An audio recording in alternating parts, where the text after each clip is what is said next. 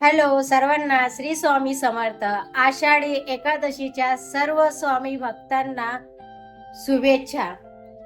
तर आता वाजले आहेत 12 वाजलेत. तर व्हिडिओला मी सुरुवात केली आहे आणि माझी देवपूजा वगैरे सगळे कामं झालेले आहेत. आणि सकाळपासून मी आज आषाढी एकादशी आहे, तर मग मी विठ्ठल आपले जे विठ्ठलाचे भक्तिगीत मी ऐकत आहे. तुम्हाला टीव्ही मागे म्हणजे मागे टीव्ही आहे लावलेली, तुम्हाला दिसत असेल. तर त्याच्यावरती गाणे चालू आहेत, भक्तिगीत चालू आहे. तर आता तर कामं सगळी झालेली आहेत. आता मला साबुदाणा बनवायचा आहे. आज सर्वांना उपवास आहे, मुलांना उपवास आहे. सकाळी मोठा मुलगा साबुदाणा बनवून घेऊन गेला. आता आम्ही दोघं मायलेक बाकी आहे आणि एक मुलगा बाहेर गेला, तो फिरायला गेला. तर त्याला शनिवार उपवास पण असते आणि आज एकादशी पण आहे. तर मुलं वर्षातनं 2 उपवास पकडतात, एक आषाढी एकादशी आणि दुसरं मोठी महाशिवरात्री ते येते ते. आणि आता साबुदाणा बनवायला घेते. साबुदाण्याची पूर्ण तयारी मी करून ठेवलेली आहे. साबुदाणा कालच रात्री मी भिजू घालून ठेवला. त्याच्यानंतर शेंगदाणे बारीक करून ठेवले, बटाटे उकडून ठेवले, मिरची कापून ठेवली. तर चला मग आता साबुदाणा बनवायला घेते. तर मी गावावरून झाड आणलेला, ते पांढरे फुलं असतात बघा, त्याचं झाड आणलेलं. 3-4 काड्या मी घेऊन आलेली. एक त्याच्यातली काडी ना चांगली थोडी जाड होती ना, मस्त जगली आणि त्याला म्हणजे पानं पण आले. चला मी तुम्हाला दाखवते. तर हे बघा कसे याला मी गावावरून आणलेले आहे पांढरी फुलं. त्याची डांग आणलेली, 3-4 डांग आणल्या. माझी बहीण बोलली तू घेऊन जा आणि मग त्याच्यातली एक तरी जगेल. तर त्याच्यातली ही जी जाडी आहे ना छोटीवाली, याला खूप छान असे पाजोरे फुटलेत. आणि हे पानं बघा, मी गावावरून असेच पानं आणलेले आहेत याला. म्हणजे ही पानं काही मी तोडली नव्हती. तर ही पानं आता किती 15 दिवस म्हणजे 20-25 दिवस झाले. ते पानं याला ना हिरवीची हिरवीच आहे. म्हणजे याचा अर्थ की ही पण डांग आहे ना सुकली नाही, त्याला पण चांगले असे पाजोरे फुटले, ती पण जगली.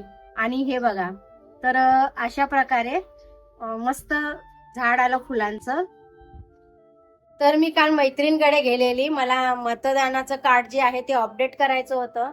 पण तिथं माझा नंबर म्हणजे फॉर्म काही आला नव्हता. मग त्याच्याच्यानं मग मी वापस आली. तर म्हटलं चला, मैत्रीण माझी तिकडेच राहते, तर 4-4, 5-5 वर्ष मैत्रिणीशी काही भेट होत नाही.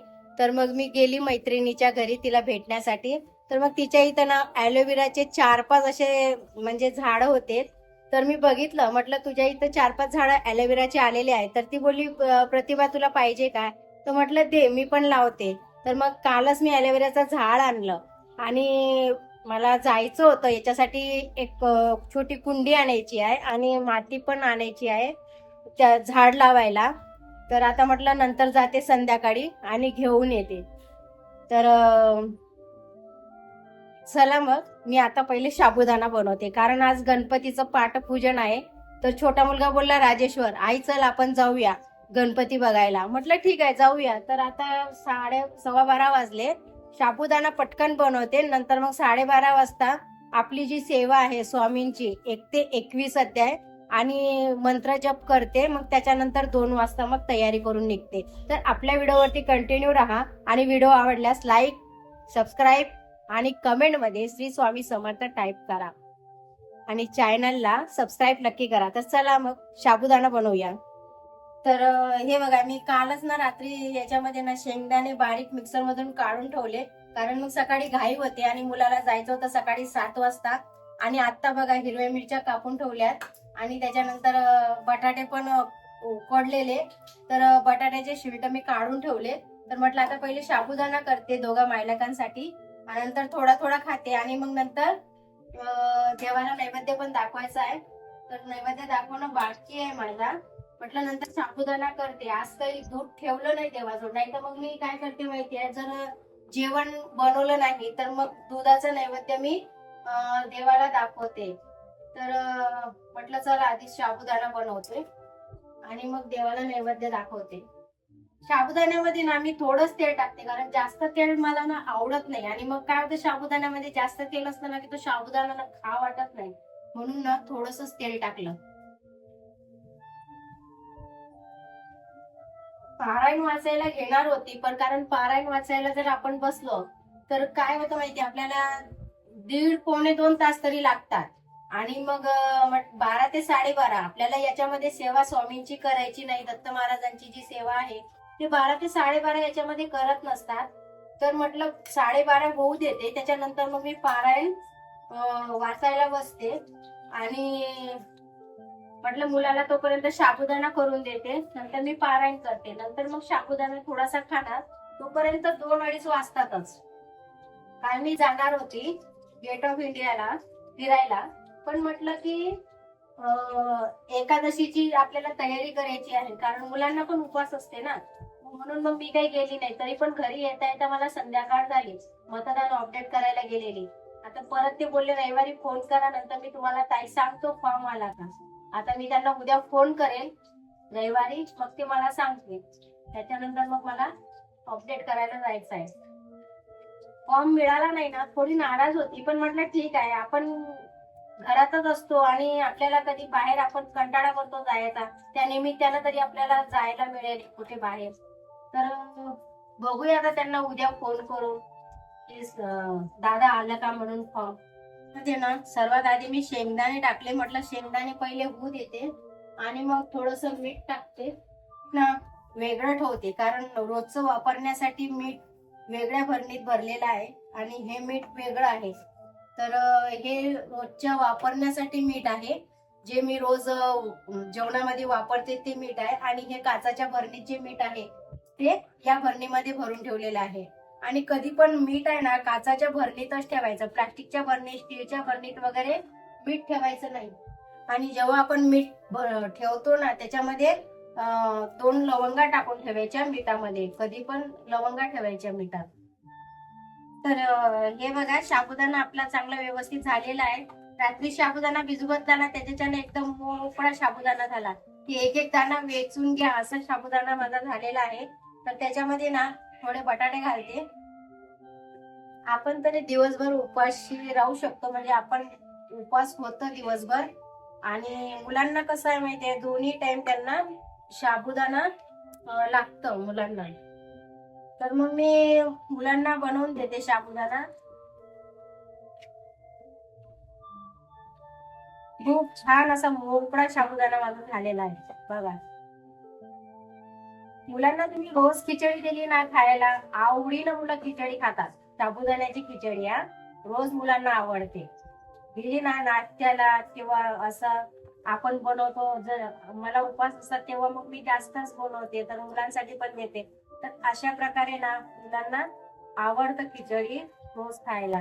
तर हे बघा अशा प्रकारे खिचडी बनवली. तरी पण आता थोडीशी बटाटे उरलेले आहे, तर आता हे नंतर काम आहे ना, तर याच्यावरती ना मी झाकण ठेवते आणि बारीक गॅस करून ठेवते, जेणेकरून ना ती खिचडी आरामात, बारीक गॅस करून ठेवला ना की चांगली वाफेवरती ती खिचडी होऊन जाणार. तर अशा प्रकारे ना आता खिचडी माझी तयार झालेली आहे, पूर्णपणे व्यवस्थित चांगली छान झाली. तर आता मी सर्वात आधी काय करते, पहिले देवांना नैवेद्य दाखवते. हे बघा, सर्वात आधी देवाला स्वामींना नैवेद्य दाखवते आणि मग मुलाला देते. तर अशा प्रकारे आपली ही छान अशी खिचडी तयार झाली. आज सकाळपासून ना माझं मन थोडं उदासच होतं, म्हणजे मनात उदास नव्हतं, पण मनामध्ये असा एक विचार होता की काहीतरी मला एक मार्ग सापडत नव्हता. तर स्वामींना सकाळपासून प्रार्थना करत होती, स्वामी मला मार्ग दाखवा, मला याच्यातनं मार्ग पाहिजे. तर मग विचार करत होती, तर स्वामींनी मला माझी इच्छा पूर्ण केली आणि मला एक छानसा असा मार्ग मिळाला, जो माझ्या मनामध्ये विचार होता की मी जसं काय करू की जेणेकरून मी काहीतरी करू शकेल, काहीतरी तरक्की करू शकेल, किंवा माझी जी इच्छा आहे ती इच्छा पूर्ण होईल. तर मला एक मार्ग दाखवा. तर सकाळपासून मी प्रार्थना करत होती, उठली त्यापासूनच प्रार्थना करत होती. पण जे आपण मनापासून मागतो ना स्वामींकडे की मला हे पाहिजे, आणि स्वामी आपल्याला देतात, पण जे आपल्यासाठी योग्य आहे ते आपल्याला स्वामी देतात. आणि मार्ग हा नक्की मिळतो, कारण मला खूप अनुभव आहे. आणि प्रत्येक गोष्टीमध्ये किंवा दुःख असलं, संकट असलं, तर मी स्वामींना विचारते, स्वामींशी बोलते, स्वामी मला या प्रश्नाचं उत्तर पाहिजे किंवा या संकटातून मला कसं बाहेर पडायचं आहे त्याचं ते मला तुम्ही मार्ग दाखवा. तर 100% स्वामी आपल्याला मार्ग दाखवतात. हा माझा अनुभव आहे आणि तुम्हाला आलेला अनुभव मला नक्कीच शेअर करा. आणि चला मग आता पहिले देवाला नैवेद्य दाखवते. चला मग. तर हे बघा, देवाला नैवेद्य दाखवला. तर संपूर्ण माझी देवपूजा करून झालेली आणि फुलं काही आणले नाहीत कारण काल मला टाइमच नाही मिळाला फुलं आणायला. तर बघा आता 12:35 झाले. 12 ते 12:30 आपल्याला सेवा करायची नाही तर तो टाइम आता संपलेला आहे. तर मग मी आता पारायण वाचायला घेते. आता माझे तुम्हाला दाखवलं मी नैवेद्य वगैरे स्वामींना दाखवून झालेलं आहे. आज एकादशी आहे त्याच्यानं आज तसं पण आपण अन्न हे नैवेद्य म्हणून एकादशीच्या दिवशी दाखवत नाहीत. पंधरवाडी एकादशी जी असते 15 दिवसातून एकदा येते, ती एकादशीला पण अन्न नैवेद्य म्हणून दाखवत नसतात कारण साबुदाणा, खडीसाखर, शेंगदाणे, फळं वगैरे असे देवाला नैवेद्य दाखवत असतात. तर मग आता मी सेवा करायला घेते.